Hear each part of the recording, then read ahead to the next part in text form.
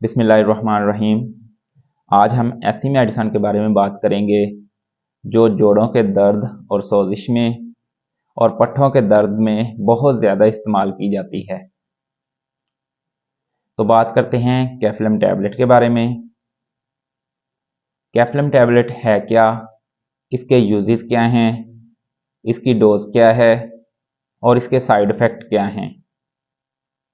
सबसे पहले बात करते हैं कि कैफ्लम टैबलेट है क्या। Caflam tablet non steroidal anti inflammatory drug है।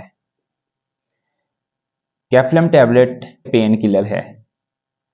ये दर्द और सोजिश को कम करती है। जो हमारे जिस्म में दर्द बढ़ाने वाला केमिकल प्रोड्यूस होता है, ये उसको रोकती है। कैफ्लम टैबलेट के यूजेस की बात करें तो कैफ्लम टैबलेट पट्ठों के दर्द, कमर दर्द, हड्डियों के दर्द, गैंठिए के दर्द, जोड़ों के दर्द और सोजिश में इस्तेमाल हो सकती है। अब हम इसकी डोज की बात करेंगे कि टैबलेट कैफ्लम की डोज क्या है।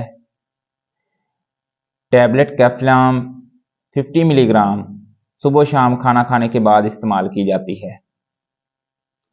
इसके साइड इफ़ेक्ट में पेट में दर्द हो सकता है, सीने में जलन हो सकती है, वॉमिटिंग हो सकती है और भूख का ना लगना शामिल है।